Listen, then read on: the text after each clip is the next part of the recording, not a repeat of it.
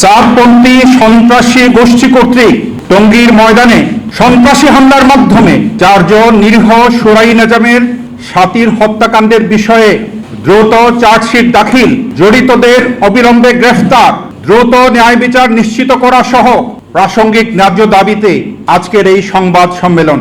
মহান প্রভু আল্লাহ তাআলা পবিত্র কোরআন মজিদে ইরশাদ করেছেন, তোমরা সৎকর্ম ও তাকওয়ার অর্থাৎ আল্লাহ তাআলার ভয়ের ক্ষেত্রে একে অপরকে সহযোগিতা করো এবং গুনাহ ও জুলুমের কাজে পরস্পর সহযোগিতা করো না। আল্লাহ তাআলাকে ভয় করো, নিশ্চয়ই আল্লাহ তাআলা কঠোর শাস্তিদাতা।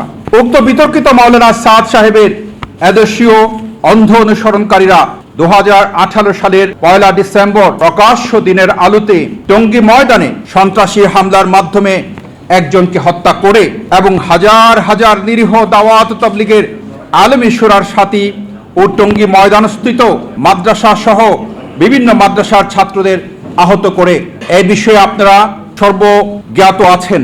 এর মাধ্যমে তারা দেশের শান্তিপূর্ণ ইসলাম প্রচারের ইতিহাসে এক কলঙ্কজনক অধ্যায়ের সূচনা করে তারা নিজেদেরকে একটি সন্ত্রাসী গ্রুপ রূপে চিহ্নিত করতে সমর্থ হয়। প্রিয় বিদগ্ধ সাংবাদিক ভাইরা, সার্বিক বিষয়াদি বিবেচনান্তে বর্তমান অন্তর্বর্তীকালীন সরকারের সর্বোচ্চ প্রশাসন অত্যন্ত সুচিন্তিতভাবেই বিগত 4 ও 7 নভেম্বর 2024 ইংরেজি তারিখে ঐকমত্য সিদ্ধান্ত গ্রহণ করেন যে 2025 সালের জানুয়ারি ফেব্রুয়ারিতে অনুষ্ঠিতব্য বিশ্ব ইজতেমার জন্য মাঠের প্রস্তুতিমূলক দায়িত্ব পালন করবেন দাওয়াত তাবলীগের আলেমী শুরার অনুসারীগণ। অতঃপর তারা অর্থাৎ দাওয়াত তাবলীগের আলেমী শুরার অনুসারীগণ প্রথম পর্বের ইজতেমা শেষ করে 4 ফেব্রুয়ারি 2025 তারিখে বিকাল 3টায় ইজতেমার ময়দান স্বরাষ্ট্র মন্ত্রণালয়ের গঠিত ঢাকা বিভাগীয় কমিশনারের নেতৃত্বে ইজতেমা মাঠ প্রস্তুত কমিটির হাতে ইজতেমা মাঠ হস্তান্তর করবেন। সাতপন্থীরা ওই দিন বিকেলেই 4 ঘটিকায় উক্ত ঢাকা বিভাগীয় কমিশনারের নেতৃত্বে ইজতেমা মাঠ প্রস্তুতি কমিটির নিকট হতে ইজতেমার ময়দানের দখল বুঝে নেবেন এবং তাদের ইজতেমা শেষে 11 ফেব্রুয়ারি 2025 তারিখ দুপুরে একই কমিটির নিকট মাঠের দখল বুঝিয়ে দিবেন। কিন্তু সন্ত্রাসী সাদ বাহিনী সরকারি উক্ত সর্বসম্মত সিদ্ধান্তকে বৃদ্ধাঙ্গুলি দেখিয়ে উক্ত সিদ্ধান্তের সম্পূর্ণ বিপরীতে অবস্থান নিয়ে টঙ্গী ইজতেমা ময়দানে 20 থেকে 24 ডিসেম্বর 2024 তারিখে সাতপন্থীদের 3 চিল্লার সাথীদের জোর অনুষ্ঠিত হবে মর্মে মিথ্যা ঘোষণা দিয়ে অনলাইন ও অফলাইন প্রচারের মাধ্যমে দোরাত নদীর পশ্চিম পাড়ে অবস্থিত বেলাল মসজিদে হাজার হাজার সাতপন্থী দেশীয় অস্ত্র সহ সমবেত করে অত্যন্ত সুপরিকল্পিতভাবে 2024 সালের 17 ডিসেম্বর দিবাগত রাতে 1 ডিসেম্বর 2018 সালের একই কায়দায় টঙ্গীর ইজতেমা ময়দানে ঘুমন্ত ও তাহাজ্জুদ নামাজরত সুরাই নিজামের সাথী উলামায়ে মাশায়েখ ও ছাত্রদের উপর নৃশংস বর্বরোচিত হামলা চালায় এবং 4 জনকে হত্যা করে শত শত সাথীদেরকে মারাত্মকভাবে আহত করে তাদের মধ্যে অনেকেই চিরতরে পঙ্গুত্ব বরণ করে নিয়েছেন।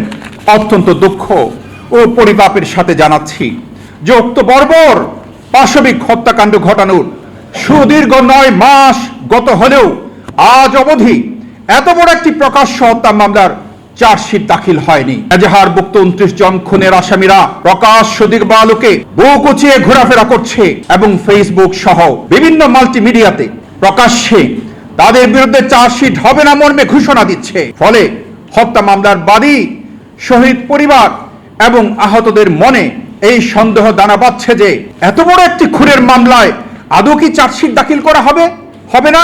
ন্যায় বিচার আলোর মুখ দেখবে না, নাকি বিচারের বাণী নিভৃতে কাঁদবে?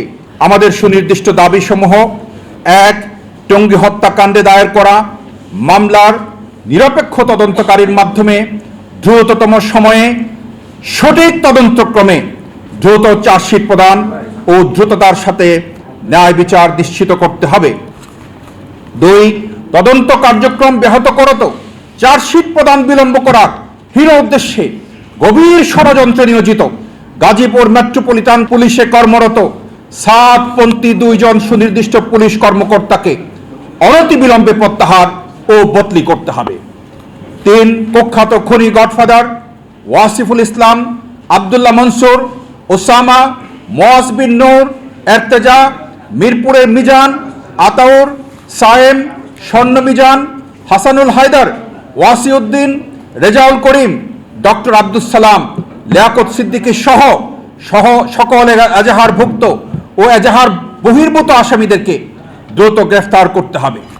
4 গ্যাজেটের মাধ্যমে কাকরাইল মসজিদের ন্যায় বাংলাদেশের সকল মসজিদে দাওয়াত ও তাবলীগের নামে সন্ত্রাসী সাতপতিদের সকল কার্যক্রম চিরতরে নিষিদ্ধ ঘোষণা করতে হবে।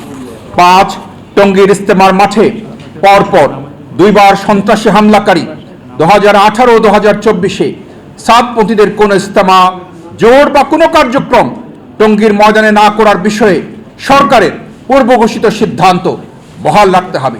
খনি সাতপতিদের দ্বারা অন্যায়ভাবে প্রভাবিত হয়ে বিপরীতে কোনো সিদ্ধান্ত চাপিয়ে দেওয়ার চেষ্টা কোনোভাবেই মেনে নেওয়া হবে না, বরং সম্মিলিতভাবে রুখে দেওয়া হবে ইনশাআল্লাহ।